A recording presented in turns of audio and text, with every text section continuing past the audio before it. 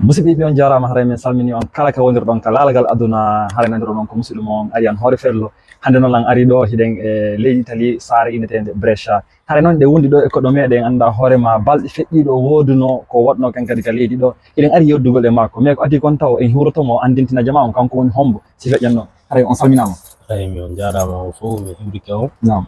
E min nenen ko Ibrahima Diallo. Ok, Ibrahima Diallo haray ko honto ka meɗen fiiɓe andaɓe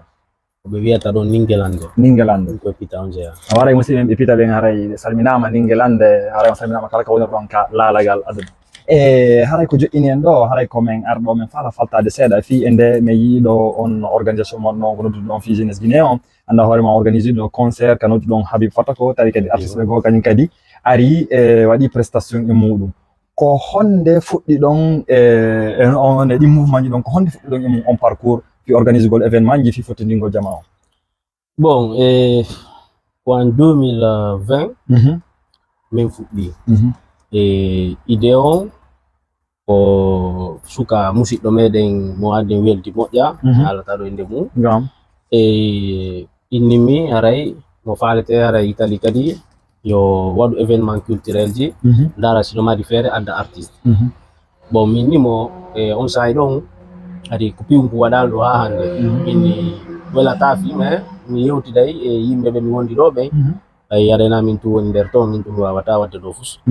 bon min heeɓi ɗo idée min yewti min créé groupe o min yimɓe jowo min fuɗɗi on sahay ko Halima Ba min gadduno ɗo min gadduno ɗo yimɓe buy arno c'était le premier événement mo min waɗno ɗo bon après ça min darti parce que covid on fuɗɗino 2 mois après donc bila on sahay hari meɗen darti si min fuɗɗitiɗo kadi au mois feƴƴuɗo. Ok, e di ku addu ɗon Halima Ba ko andu ɗon Halima Ba walla waɗi ene nder Italie ɗo hiɗen renti ɗo eɗen andi Italie o wano Belgique wano Hollande wano France ni ara andarma communauté guinéen on no jonidiri juuɗe jama on si noddama ɗum annoto e nder ɗi événement ji organisé ɗo itti sikki noon ko fuɗɗo ɗon ko nodduɗo ɗon Halima Ba ɗon jama on notino. Ouais, effectivement yimɓe buy arno bon par rapport wano ko Halima arɗo première fois ko première fois on yimɓe arno e min sikkano yimɓe ardoyayno noon e parce que ɗo hari men ɗuɗa ɗo moƴƴa moƴƴa mais ɗi duuɓi feƴƴude ɗo alhamdoulillahi e musidɓe men mbuyno ɗo joni sukaɓe donc on sahay ɗon komin organise e feƴƴuno hoore jam moƴƴere e ngal ɗo kadi ɓay min heeɓi occasion fuɗɗitagol e min inni yomin daru min waɗira si tawi woni ko période de vacances mais goɗɗo anda ɓay ko fiju ndaru donc no gasa woɓɓe ara no gasa woɓɓe arata mais du coup kadi andi siɗa wadde kala événement mo waɗata e toujours ko risque ƴettata kono woni wonde ɗa tanjino ko marsa ronka marsude wonde tanjinoɗa marsata marsirama few donc du coup ɓay min heeɓi o idée ɗo min heeɓi occasion on kam pardon min inni joni min fuɗɗito min fuɗɗiti kono hirɗon ni min addi ɗo Halima ono kadi o wallitino min buska publicité parce que hari min ala tan moƴƴa ko 1 mois de temps juste min marno min ƴetti o risque min waɗi mais alhamdoulillahi rabbil alamin yimɓe ɓuyarno ko fi sukaɓe ko fi fiju ndaru donc no woodi sahi fiju ndaru no woodi kadi sahi e soobe ɗum ɗo waɗata min waɗugol piiji ɗi min hani kadi waɗude par ce que meɗen darani kadi e communauté guinéen on kala ndema ko haaju goɗɗo yani ɗo si tawi min on personnellement si komi wawi mi waɗay si tawi na komi wawi mi nunnata sakkona min mi waɗay donc foye mum feƴƴuno e jaam yimɓe kadi arnoɗo e ngal kadi c'est très bien passé vraiment min weltike fota min tañinano ke a yimɓe ardayno ni min andi noon kadi si ɓuroyi ɗo kadi yeeso kadi inchallah yimɓe buy kadi wodo e aroɓe événement ji min organise tani kadi on inni on structure groupe mon on ko à partir fayda 2020 2019 dal tigi tigi o fuɗɗi ñiɓude e haray honno mojobere mon nden ko honno indirɗon nden ko honno structure mo on innete ko Ethnie sans frontière fi honɗum nden inde ɗon Ethnie sans frontière bon au début andi sa fuɗɗike piwum ko waɗali ha hande wela fi surtout ɗon andi joni fayda kala ko créata saguma hara wonay piyon wonay kum tendance donc wela fi wonano fi suɓagol hono wiyantela inde nde bon min daari kay min tawi yomin suɓo inde nandude e groupe amen on kono waɗi si min suuɓi Ethnie sans frontière parce que na pullo tu won ton pullo no ton maninkajo no ton so jono ton. Ok. Donc du coup mais ini jome wad ethnie sans frontières c'est parce que nous sommes au-delà de notre pays. Donc gonga. On famille donc Ok. ɗum waɗi amen men heeɓi on idée ɗum kadi min yewtu men fotti si min waɗi on idée min waɗi nden inde ɗon quoi. Ok.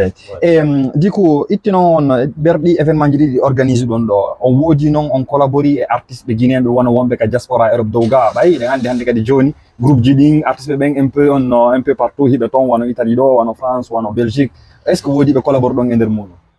Bon deux événements min waɗi. Ok. Premier événement on min invite no artiste o men no ɗo wiyeteɗo Din Dawda ko Milano woni. Ok. min invite no parce que c'est un frère. Ok. ko ade maranɗo on tigui respect maranɗo on tigui teddungal donc du coup e ɓay kanko kadi o piw mo hiiɗi mo investisi kadi mbuɗi makko e mum ndaari mi tawi min wata wadde sifaji événement ji ɗo min ronka mo invitude si tawi toujours no walanimo kanko bien sûr. donc du coup Allah waɗi o jaɓi o arno o fiji e après noon si halima fiji e ngal ɗo kadi mi contact no suka goo musidɗo men wonɗo Rome ɗo wiyeteɗo général Malkise ɗan andi pay ko bino andimo hari min gandidira mais ɓay mi yi kan kadi mouvement ji makko ɗin o Italie ɗo woni min pourquoi pas contact gol mo mi noddimo e min yewti e à la fin kan kadi o sakkinali programme ji ɗi mi expliquanimo ko honno min fuɗɗori honno min faala mini so ari vraiment wonanaylam plaisir kanko kadi o andidira e communauté guinéen ɓe wonɓe gaɓe parce que Italie no jandi mais fewdo ɗo no ni bricha ɗo ma takko ɗo fo guinéen no ɗuuɗi moƴƴa kono wona donc min mo so ari ara vraiment welayla e watti ɗon kadi mi invite kadi toujours Din Dawdaya toujours oɗon ko frère Joan noon donc o warno kanko kadi ɓe ari min wallidiri mi invite ɓe fiji pour que kamɓe kadi ara e événement ji ɗi kala waɗo Italie ɗo hara wooday image maɓɓe geɓal maɓɓe ngal e muɗum parce que kamɓe kadi ɓe investi suude mum bien sûr bien sûr ok si feƴƴiɗo men falanoɗa ɗo est ce que no ɓay Allah waɗi ɗi événement ji ɗo ɗiɗi waɗi selon no mi famiri noon on tigui tigui à la fin honno moƴƴi dal ko nde ko mbay jama ari notike e nder duuɓi aray ɗi lebbi aray ɗi hiɗon programme événement ji goɗɗi goo e artiste ɓe woɓɓe goo soɗo wawi men sifanade e muɗum si tawi kadi noon wona kadi ko waɗon sifade kadi ko golle amen nde minen mamin cokkita ko non woni bon minen ɗo meɗen tañƴini kontingol si Allah walan ɗon newni e ko fi ni sa inni addugol artiste busika ko fi tum fiju ndaro mais o ko culture on en général kasa ni ko fi addugol artiste men woni fi mum kasa jango men tawete foire ji waɗeteɗi ɗo hara Guinée kadi tawete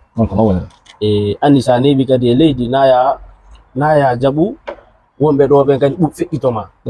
donc du coup objectif on ko yañugol programme o meɗen tañƴini addugol kadi artiste ɓe goo min anda noon taw ko artiste o hombo min heɓoyta feere mum e mo Allah newnano min wo tawata kadi ko aden jowara ko welɗum golludude e par ce que